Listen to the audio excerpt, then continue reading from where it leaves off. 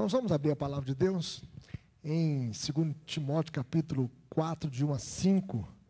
E esse livro é um livro de suma importância para a vida da igreja, que nos ensina e nos encoraja a vencermos as adversidades, a vencermos os falsos mestres, os falsos profetas, e a termos a nossa vida sempre voltada para a palavra de Deus e para o cumprimento da nossa missão, que é pregar o evangelho da graça de Deus. A igreja existe com duas finalidades básicas: glorificar a Deus e pregar o evangelho da graça de Deus. Então, abre esse texto, mesmo assentado como os irmãos estão, nós estaremos lendo esses versículos para a nossa edificação. Você que está em casa também, acompanhe a leitura para o nosso crescimento espiritual. Diz assim: conjuro-te perante Deus e Cristo Jesus, que há de julgar vivos e mortos, pela sua manifestação e pelo seu reino. Prega a palavra, insta, quer seja oportuno, quer não, corrige, repreende, exorta, com toda longanimidade e doutrina, pois haverá tempo em que não suportarão a sã doutrina. Pelo contrário, cercar-se-ão de mestres, segundo as suas próprias cobiças, como que sentindo coceira nos ouvidos, e se recusarão a dar ouvidos à verdade, entregando-se às fábulas. Tu, porém, se sóbrio em todas as coisas, suporta as aflições, faz o trabalho de um evangelista, cumpre cabalmente o teu ministério. Vamos repetir o verso 5, todos juntos? Tu, porém, se sóbrio em todas as coisas, suporta as aflições, faz o trabalho de um evangelista, cumpre cabalmente o teu ministério. Oremos. Pai querido, muito obrigado, Deus, pela tua palavra que fala conosco.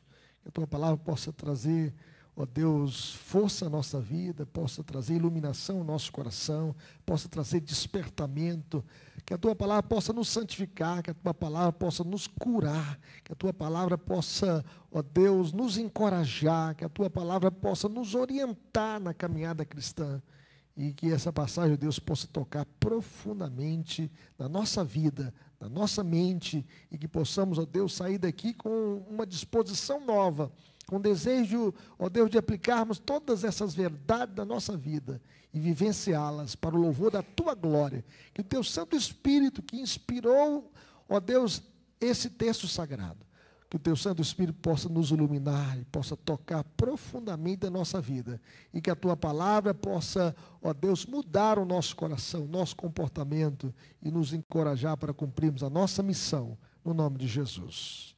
Amém. Meus irmãos, nós vivemos uma época em que a verdade está sendo relativizada.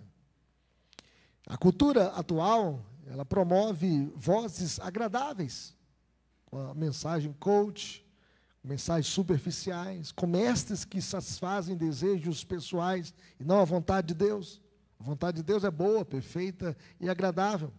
E o apóstolo Paulo, em sua carta final, diante da morte iminente, que ele estava na sua última prisão, a sua segunda prisão, preso por causa do evangelho, e agora ele entrega a Timóteo uma das exortações mais solenes de todo o Novo Testamento. Essas exortações são encorajamentos, são instruções para a nossa vida. E ele convoca Timóteo a permanecer firme na proclamação da palavra, mesmo em meio ao crescente abandono da verdade. A verdade estava sendo abandonada e muitos estavam seguindo os falsos mestres. O mesmo desafio, meus irmãos, se impõe a nós hoje. Nós também temos esse desafio de pregarmos a palavra e permanecermos fiéis à palavra e pregando a palavra de Deus no mundo caído, no mundo infiel, no mundo que rejeita a verdade de Deus. Paulo está preso, próximo à morte. No capítulo 3, ele falou dos tempos difíceis. Lembra lá que ele falou, capítulo 3, verso 1 a 5, ele fala assim: sabe, porém, isso nos últimos dias sobrevirão tempos difíceis, pois os homens serão egoístas, avarentos, jactanciosos, arrogantes, blasfemadores, desobedientes aos pais, ingratos, irreverentes, desafeiçoados, implacáveis, caluniadores, sem domínio de si, cruéis, inimigos do bem, traidores, atrevidos, enfatuados, mais amigos dos prazeres do que amigos de Deus. Assim era o tempo de Paulo, e assim também é o nosso tempo. Tempos difíceis. Os homens amantes de si mesmo, amantes, né, apenas deste mundo caído. Agora Paulo exorta Timóteo a agir diante desse cenário. Como é que ele deve agir? Pregar fielmente, falar da palavra de Deus, pregar com fidelidade a palavra do Senhor. O cenário é de apostasia crescente, de abandono da fé. Mas Timóteo deve agir como arauto do rei. E como arauto do rei, ele deve anunciar o evangelho, ele deve pregar o evangelho da graça de Deus. A grande ideia, meus irmãos, dessa passagem é que diante da apostasia iminente, o servo de Deus deve manter-se fiel à proclamação da palavra com coragem, sobriedade, fidelidade e perseverança. Então, que nós possamos continuar pregando a palavra de Deus. Neste texto, Paulo nos apresenta um chamado urgente, uma tarefa inegociável, um alerta profético e uma postura necessária. Nós devemos ser cristãos posicionados. Nós devemos ter uma postura, né, diante dos desafios que nós temos neste mundo, como servos do Senhor, em qualquer tempo, em qualquer situação, em qualquer circunstância. E a primeira coisa que nós iremos observar, um chamado solene. Veja o que diz o verso 1. Vamos lê-lo comigo. O que diz o texto? Todos juntos? Conjuro-te perante Deus e Cristo Jesus, que há de julgar vivos e mortos pela sua manifestação e pelo seu reino.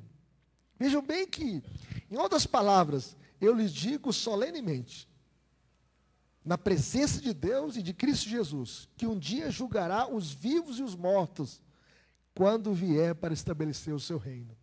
Então, todos, um dia, iremos nos apresentar diante do tribunal de Deus. Todos seremos julgados. E Paulo coloca Timóteo aqui sob um juramento diante de Deus e de Cristo, o justo juiz. Era como se Timóteo, diante de um juiz e uma corte, ele tivesse de jurar solenemente: juro pela verdade, toda a verdade e nada além da verdade. A pessoa, se você diante do tribunal, né, o juiz, você no juramento, você tem que ser uma testemunha fiel, e você fala assim: juro pela verdade, toda a verdade e nada além da verdade. No entanto, o juramento de Timóteo aqui, meus irmãos, é um juramento ministerial feito à luz da manifestação do reino vindouro de Cristo. Ele deveria, então, cumprir o seu ministério à luz da presença do Altíssimo, diante daquele que iria julgar todos os seus atos. Então, todo o ministério é exercido sob os olhos de Deus. Nós seremos julgados por Ele. E isso deve crescer em nós um temor muito grande.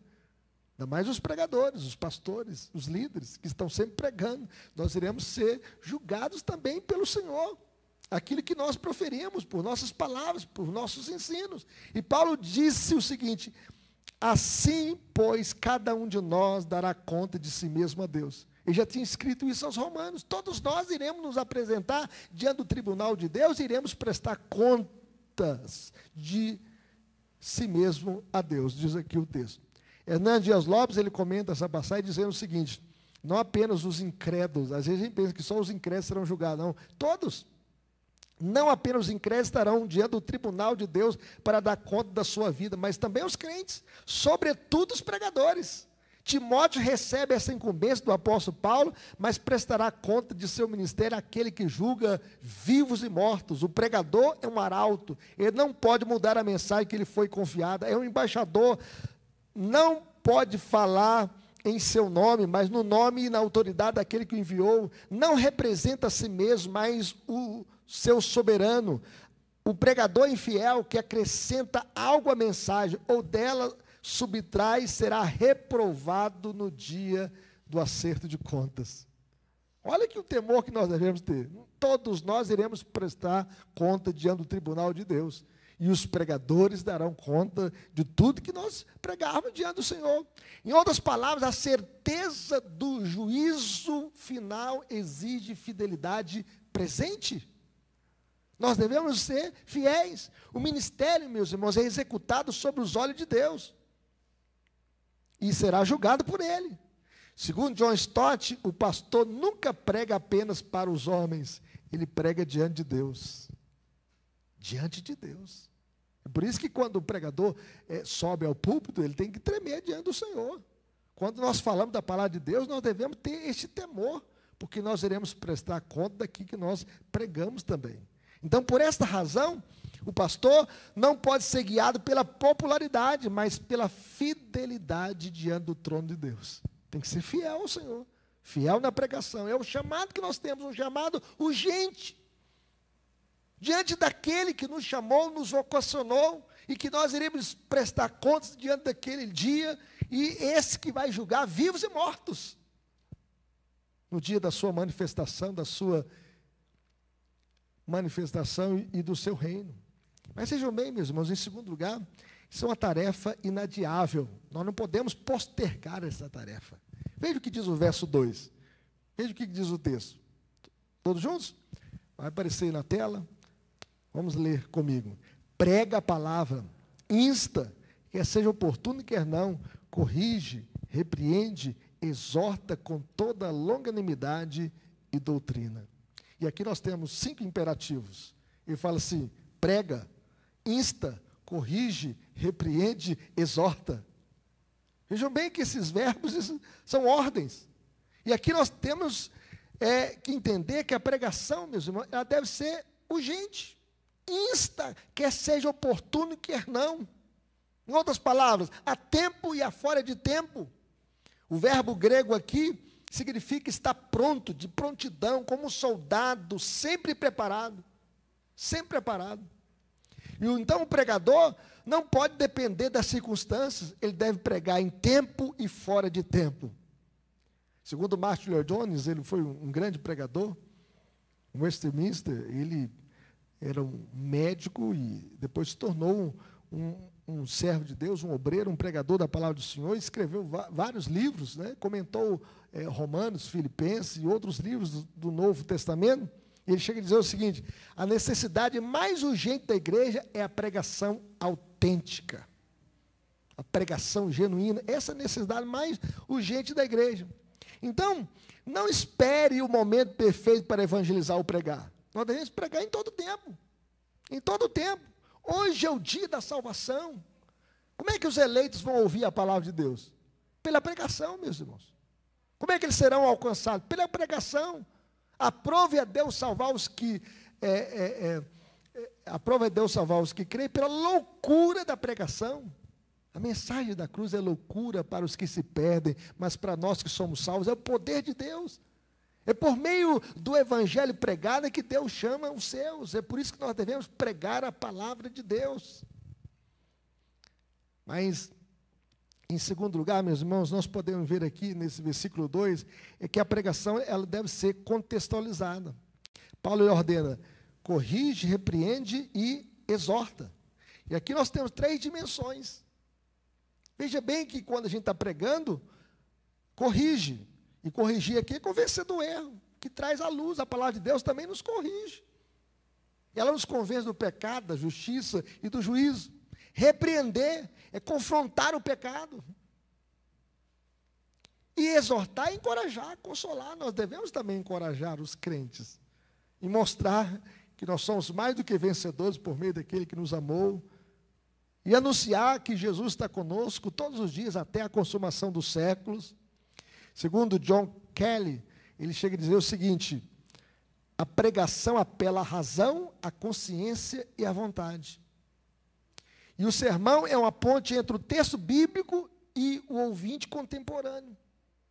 Então nós podemos perceber que a mensagem pregada, ela corrige, repreende e exorta, encoraja e consola. Mas nós podemos ver aí nesse versículo 2 que a pregação ela deve ser paciente, desvazie com toda longanimidade. longanimidade. O que é longanimidade? É o ânimo longo. Tem gente que fala assim, eu não tenho nem estupim, nem estouro à toa, né? Ele tem curtanimidade. A longanimidade é a paciência para suportar afrontas. Nós devemos ter paciência. Quantas vezes eu fui evangelizar, né? E a pessoa, às vezes, rejeitava o evangelho. Às vezes, xingava. E algumas pessoas, né? Que a gente depois, passa um tempo, ele é um crente no Senhor Jesus. Quantas pessoas rejeitaram o evangelho? Conheci a história do irmão certa feita, lá em Taubim, diz ele que ele não gostava dos crentes, então ele ficou no escuro, aí tinha uma congregação e começou a jogar pedra, né? Aí com a irmã lá, ele recebeu uma pedrada na cabeça que ele tinha dado. E depois ele se converteu, ele foi lá nessa igreja pedir perdão a esses irmãos. Dizer que fez isso na ignorância. Quantas pessoas, às vezes, na ignorância, rejeitaram o evangelho, rasgaram páginas da Bíblia. Né? Eu lembro do irmão que rejeitou toda a Bíblia, que queria jogar a Bíblia fora. Só que estava chovendo, ele não conseguiu colocar a Bíblia lá debaixo de um lugar que ele queria. Ele se converteu, hoje é um pastor presbiteriano. Deus é quem salva. Deus faz esses milagres. Então, a palavra grega aqui, para longanimidade, indica uma paciência que não se esgota. O pregador, ele não força conversões, mas trata as pessoas com brandura e perseverança. Segundo John Stott, mesmo sendo solene e urgente, nossa pregação não justifica grosseria ou impaciência. Nós devemos ter paciência, porque Deus é quem transforma corações, é Deus é quem age.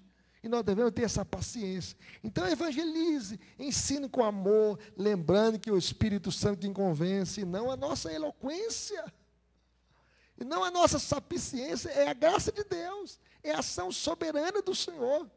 A palavra de Deus não volta para Deus vazia. Se a gente fosse pensar assim, Paulo não ia se converter, não é verdade? Consentiu na morte de Estevão, foi um perseguidor do Evangelho, mas no caminho de Damasco, Jesus mudou a sua história. Ele conheceu a Cristo, que iluminou a sua vida, ele caiu por terra, ficou cego, depois Deus o curou, ele tornou a ver novamente, e se tornou o maior plantador de igreja de todos os tempos, o maior escritor do Novo Testamento, o maior missionário de todos os tempos. Deus é quem muda corações. Então evangelize, pregue a palavra de Deus com paciência, com longanimidade. Mas nesse versículo 2 nós aprendemos ainda que a pregação deve ser fiel à doutrina. O texto fala, e doutrina, nós devemos conhecer. Existem muitas pessoas que às vezes não conhecem a doutrina. Quer conhecer uma boa teologia? Leia os catecismos da igreja, o catecismo maior, o catecismo menor, a confissão de fé. A nossa igreja é uma igreja confessional. É uma igreja confessional. Então, pregação e ensino caminham juntos. É o querigma, proclamação e didaquê. Didaquê é instrução. É a pregação e o ensino da palavra de Deus. E Paulo fazia isso em Éfeso. Foi Paulo que plantou a igreja ali em Éfeso. E ele anunciava, né, também o arrependimento e fé. Mas também ele ensinava toda a verdade. Veja o que diz lá em Atos capítulo 20. E nós estaremos lendo o verso 20 e 21. Vai aparecer aí, ó, na tela aí, o 20 e 21. Todos juntos, vamos ler? Jamais deixando de vos anunciar coisa alguma proveitosa, e de vou-lo ensinar publicamente e também de casa em casa, testificando tanto a judeus como a gregos o arrependimento para com Deus e a fé em nosso Senhor Jesus Cristo. Veja bem que Paulo ensinava publicamente no culto público, mas ensinava de casa em casa, nos grupos pequenos, no grupo de crescimento. E ele também evangelizava tanto judeus como a gregos, falando de quê? Do arrependimento para com Deus e a fé em nosso Senhor Jesus Cristo. E é assim que nós devemos nos portar. Não basta ser motivacional. A pregação precisa ser bíblica, sólida, profundamente enraizada na palavra de Deus. A lei do Senhor é perfeita e restaura a alma. A lei do Senhor é lâmpada para os nossos pés e luz para os nossos caminhos. A palavra de Deus é pão que alimenta a alma. E a palavra de Deus é espada para cortar todo o mal e para trazer luz à nossa vida. Então, a ordem de Paulo é clara, prega a palavra. Prega a palavra. Isso não é sugestão, meus irmãos. Não é uma coisa opcional da igreja. É um mandamento, Arilza. É um mandamento de Deus para todos nós. Segundo Hernandes Dias Lopes, a igreja pode sobreviver sem prédios, sem liturgia, sem credos, mas jamais sem a proclamação da palavra de Deus. Tem igreja que existe na África lá que nem tem templo, se reúne debaixo de uma árvore. E ali o povo de Deus ouve a palavra de Deus. Mas sem pregação não existe igreja. Pregadores não são inventores. Nós não inventamos a mensagem, mas nós somos arautos do rei, nós somos pregadores da palavra. Prega a palavra. Não precisamos inventar a roda. Nós precisamos pregar a palavra de Deus. Nós não precisamos ir atrás de novidades. Prega a palavra. E quem vai fazer a obra não é você, é o Espírito Santo aplicando a palavra no coração. É Ele quem faz a obra. É Ele quem transforma vidas. É Ele quem edifica corações. E que nós possamos pregar a palavra de Deus. Mas em terceiro lugar, meus irmãos, nós temos aqui um alerta profético. Veja o verso 3 e 4. Vamos ler comigo esse verso 3 e 4, todos juntos? Pois haverá tempo em que não suportarão a sã doutrina. Pelo contrário, cercar-se-ão de mestres, segundo as suas próprias cobiças, como se sentindo coceira nos ouvidos, e se recusarão a dar ouvidos à verdade, entregando-se às fábulas. Então haverá tempo, e já, em que as pessoas vão rejeitar a sã doutrina, a palavra de Jesus, e buscarão mestres que digam o que querem ouvir. Eles não vão buscar a verdade, vão atrás de novidades. Coceira nos ouvidos, né? A pessoa sentir coceira nos ouvidos. É um desejo por novidades agradáveis, não por confrontos com a verdade, mas querem coçar os ouvidos para buscar novidades. Vão se entregar às fábulas, ao invés de se submeter à palavra de Deus. Vão atrás dos mitos, das crendices, das narrativas, das histórias. E nós podemos perceber aqui a resistência humana ao evangelho, meus irmãos, se manifesta em rejeição à sã doutrina, atração por novidades, entrega a fábulas, mas o pregador deve ser fiel, né, à palavra de Deus, à verdade de Deus, à proclamação da palavra. Então nós podemos ver aqui a rejeição da sã doutrina. O texto fala assim: pois haverá tempo em que não suportarão a sã doutrina. Vamos dizer isso? Pois haverá tempo em que não suportarão a sã doutrina. Então a palavra nunca foi popular. Por que a palavra nunca foi popular? Porque ela expõe o pecado e confronta o orgulho humano. O coração humano é enganoso. E as pessoas querem massagear o seu ego e não serem confrontadas com a verdade. O homem natural, ele não discerne as coisas de Deus. E somente o Espírito Santo, meus irmãos, ele pode inclinar os ouvidos à palavra. Somente as ovelhas de Jesus vão ouvir a palavra de Jesus. Jesus faz: as minhas ovelhas ouvem a minha voz.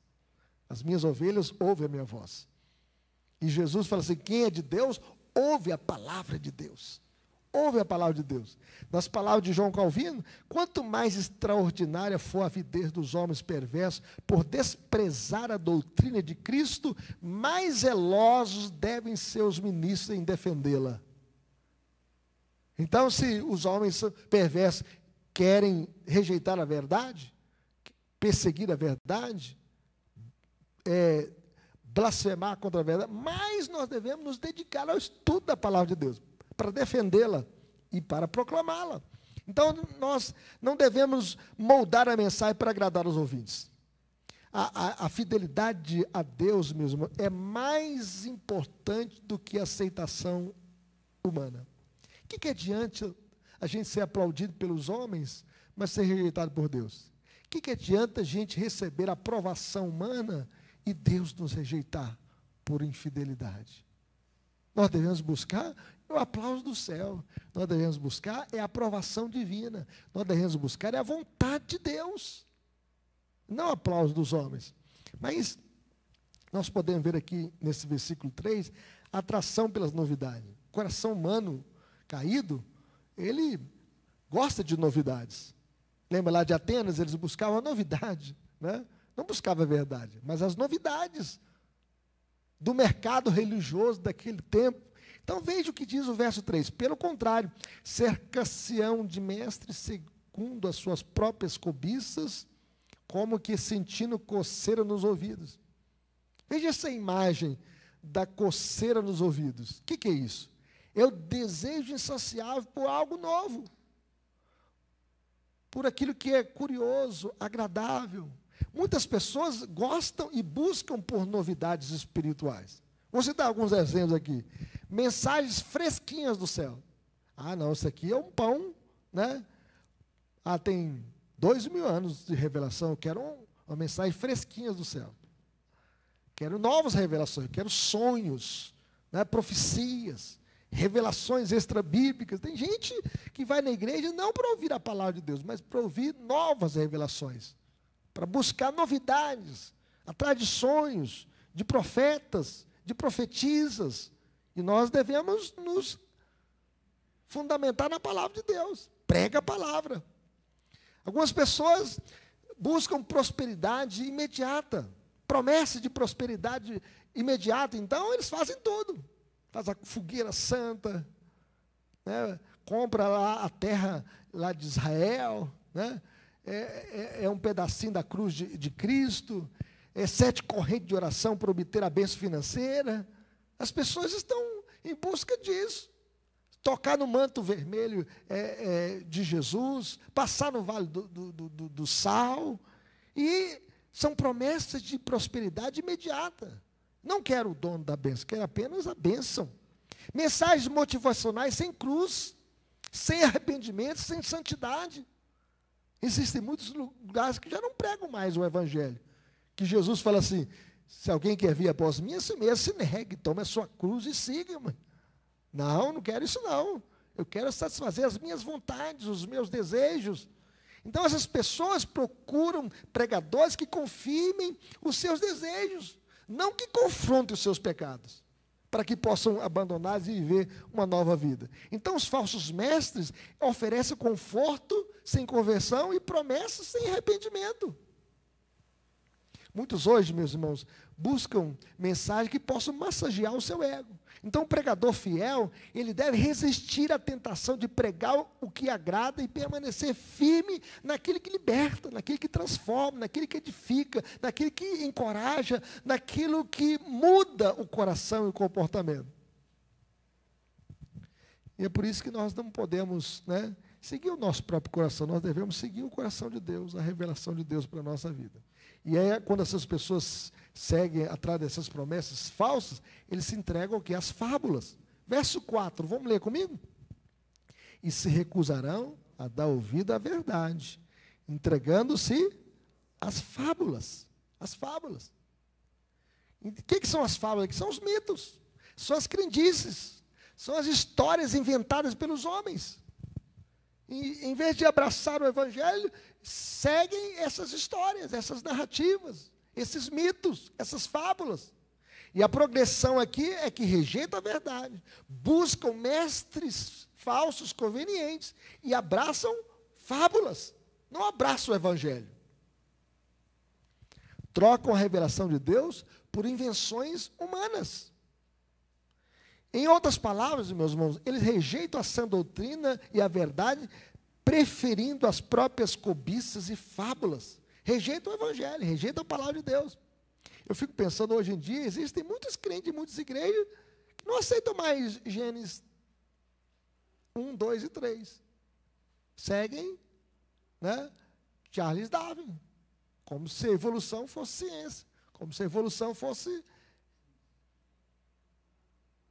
verdade. Mas é uma história inventada por Charles Darwin.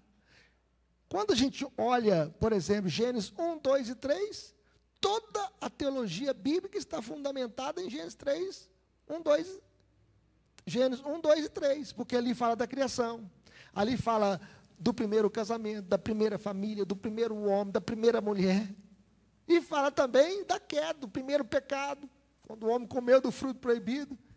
E é por isso que nós temos calamidades deste mundo. Por isso nós temos guerras, por isso nós temos homicídios, por isso nós temos por causa do pecado. Mas ali em Gênesis 3 nós temos também o primeiro evangelho, em que o descendente da mulher pisaria na cabeça da serpente, e que ele seria ferido no seu calcanhar. E ser ferido ali no calcanhar era a cruz, onde Jesus sofreria pelos nossos pecados.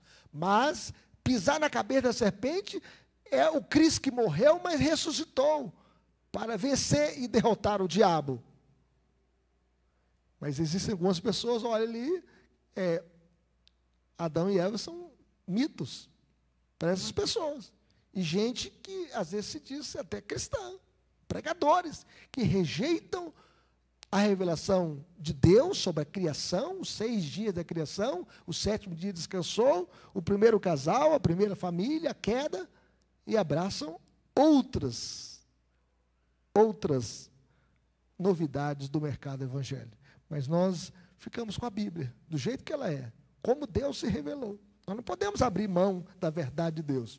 Então, meus irmãos, hoje muitos se encantam por misticismo, superstições ou promessas mágicas de prosperidade. Então, cabe ao pregador fiel redirecionar os ouvintes à única verdade: Cristo e a sua palavra. Cristo e a sua palavra. Mas vejam bem, em último lugar, uma postura necessária. Veja o que diz o verso 5. Vamos ler comigo, todos juntos? Tu, porém, sê sóbrio em todas as coisas, suporta as aflições, faz o trabalho de um evangelista, cumpre cabalmente o teu ministério. Olha aqui, 4 instruções aqui. Tu, porém, veja que Timóteo tem que tomar outro caminho, não o caminho dos falsos mestres. Tu, porém, Timóteo, siga por outro caminho. E aí Paulo orienta qual o caminho pelo qual ele deveria andar. Ele recebe aqui 4 instruções do apóstolo Paulo. Primeiro, Timóteo deve ser sóbrio. O que é ser sóbrio? É ser equilibrado. Ser equilibrado, ser moderado. Tu, porém, ser sóbrio em todas as coisas. E o verbo grego aqui, nefo, significa estar livre da embriaguez mental ou espiritual. Por exemplo, se a pessoa está embriagada, se tem uma linha aqui, ele não consegue andar na linha. Já viu como é que o bêbado anda? Ele anda o quê? Né? Tateando, apalpando. Aí, às vezes, ele cai no chão, o familiar tem que buscar. E, às vezes, chega todo ralado em casa. Porque ele não tem o equilíbrio. O equilíbrio, a moderação. Ele não está sóbrio. Porque ele está embriagado.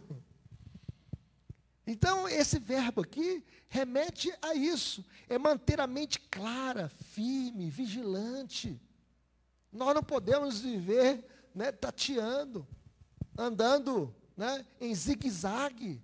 Nós devemos ter firmeza. Em um mundo, meus irmãos, embriagado por prazeres, sucesso e heresias, o ministro deve se manter em equilíbrio. Equilíbrio teológico, equilíbrio na sua vida emocional, espiritual. O crente fiel não se deixa levar pelas novidades religiosas. Ele segue firme na palavra, mantém-se firme, vigilante, discernindo tudo à luz da palavra, para que todas as áreas da nossa vida sejam tocadas pela palavra de Deus. Como nós devemos viver? Então não fique zigue-zagueando. Mantenha-se firme, seja sóbrio, Timóteo. Assim nós devemos proceder, meus irmãos. Mas seja outra instrução que Paulo diz para Timóteo. Tu, porém, Timóteo, deve suportar as aflições. E quem é que não passa por lutas na vida? Quem é que nunca derramou uma lágrima? Quem é que nunca chorou? Quem é que nunca passou por aflições e sofrimentos na vida? E Paulo já havia dito: todos quantos querem viver piedosamente em Cristo serão o quê? Perseguidos. Vão sofrer. Jesus diz: no mundo passais por aflições, mas tende o quê? Bom ânimo. Então não desista. Nós passamos por aflições. E Paulo, sabe o que é padecer, na verdade? Ele estava numa masmorra, irmãos. Ele sabia que ia morrer por causa da fé. E quando a gente lê aqui, eu vou pregar isso na próxima vez que eu pregar aqui em Timóteo, abra sua Bíblia, Timóteo 4, verso 6. Ele sabia que os seus dias estavam contados e que ele ia morrer por causa da fé. Veja o que diz o verso 6, vamos ler? Quanto a mim, estou sendo já oferecido por libação, e o tempo da minha partida é chegado. Já pensou? Ele estava à beira da morte, preso por causa da fé. E ele está ali dizendo para Timóteo: suporta as aflições. Suporta as aflições. Então o pregador fiel será pressionado a se calar, ou a distorcer a mensagem para se ajustar ao público e receber o aplauso dos homens. Segundo John Stott, sempre que a fé bíblica se torna impopular, os ministros são tentados a mudar justamente os pontos que mais ofendem. Vou ajeitar aqui, ajustar, para agradar as pessoas. Então, nós não devemos fugir das aflições, mas enfrentá-las com fé. A fidelidade ao Evangelho, meus irmãos, custa caro, mas a aprovação de Cristo vale infinitamente mais. Então, não tenha medo por sofrer pelo Evangelho. Não tenha medo de ser perseguido por causa do Evangelho. Suporta as aflições. Suporta as aflições. Mas vejam bem que Timóteo deve seguir esse caminho do trabalho. O texto diz aqui que Timóteo deve fazer o trabalho de um evangelista. Faz o trabalho de um evangelista. O que é o evangelista?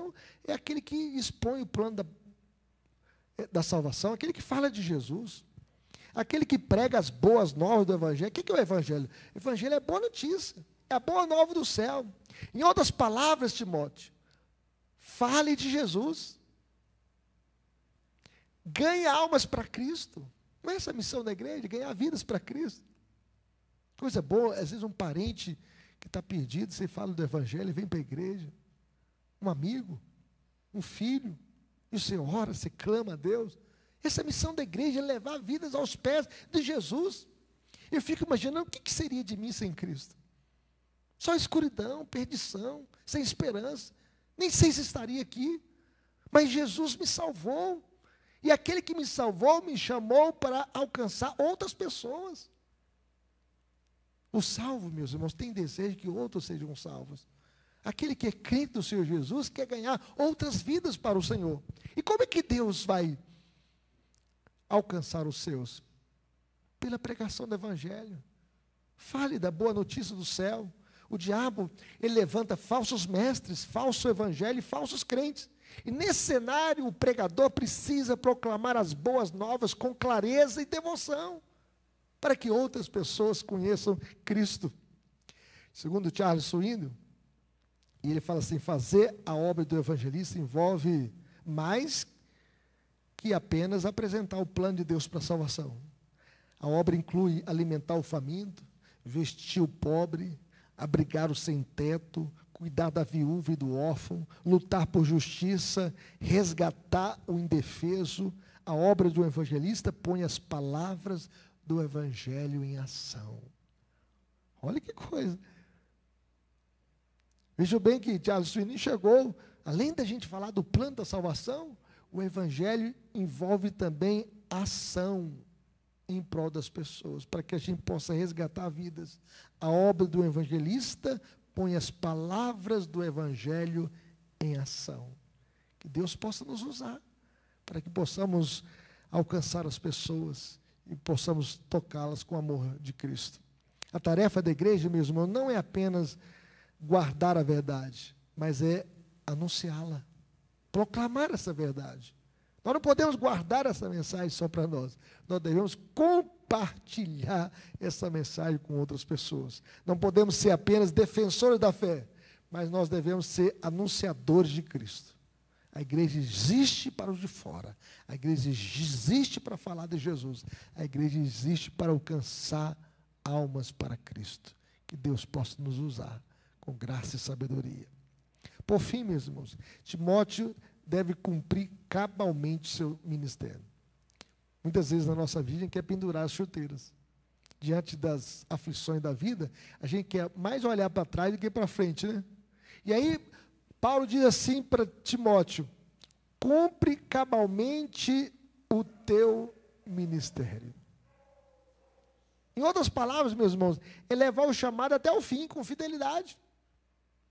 Quantas pessoas, às vezes, começam bem como professor de escola dominical e abandonam o ministério? Às vezes, o ministério dele é de ensino. Como evangelista, como pastor. Muitos abandonam a fé, outros começam bem, mas não terminam. E Paulo está dizendo para Timóteo: Timóteo, cumpre cabalmente o teu ministério. Por isso, Timóteo deveria perseverar até o fim. Nós devemos perseverar, meus irmãos. Não olhe para trás, não. Olhe para frente. Olhe para Jesus. Não desista. O alvo não é apenas começar bem. Guarde isso. O alvo não é apenas começar bem, mas é terminar a carreira com fidelidade. Não desanime diante da apostasia ao redor. Persevere até o fim. Jesus falou assim: é na vossa perseverança que ganharei as vossas almas. Então persevere. O ministério só é completo quando se cruza a linha final. Já cruzou a linha final? Ainda não. Então só será completo quando a gente ultrapassar a linha desta vida. Então cumpra cabalmente o seu ministério. Ser sóbrio, Timóteo. Equilibrado, suporta as aflições. Charles Spurgeon, né, eu estava lendo a história de Spurgeon, ele começou a pregar com 17 anos de idade. Ele escreveu aquele livro, Lições aos Meus Amigos, aos Meus Alunos, né?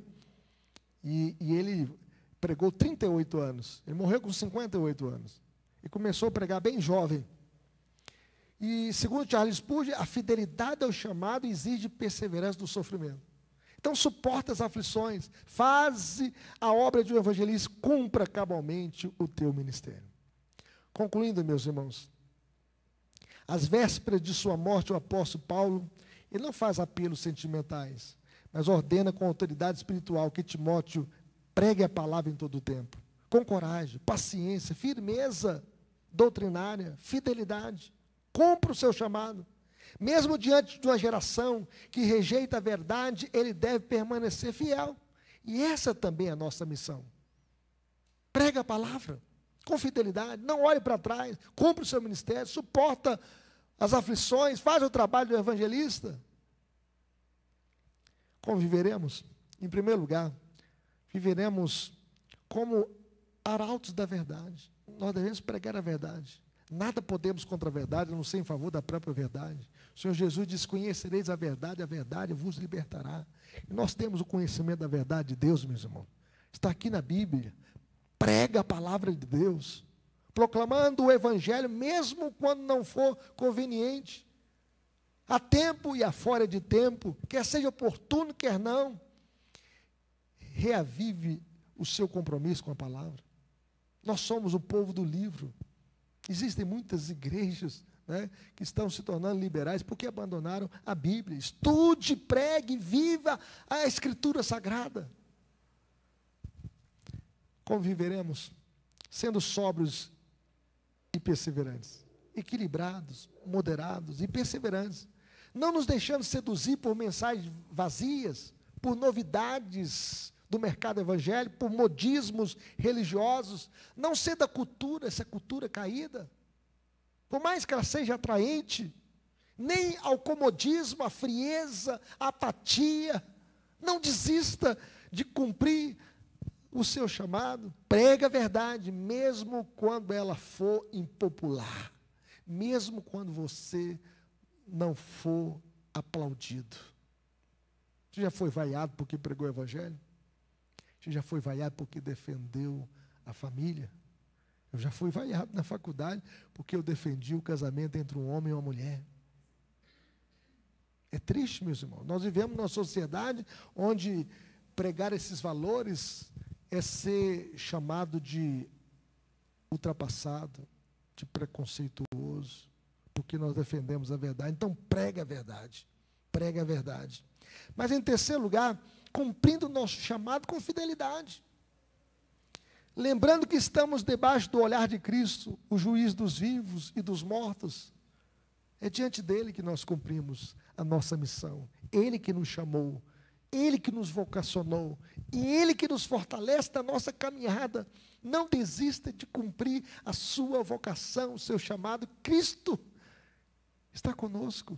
E ele diz: eis que estou convosco todos os dias até a consumação do século. Ele quem te chamou, ele quem te fortaleceu, e debaixo do seu olhar nós estamos exercendo o ministério, e debaixo do seu olhar nós iremos prestar contas no último dia do nosso ministério. Que Deus nos fortaleça e que nós possamos cumprir com fidelidade a nossa vocação, no nome de Jesus. Amém?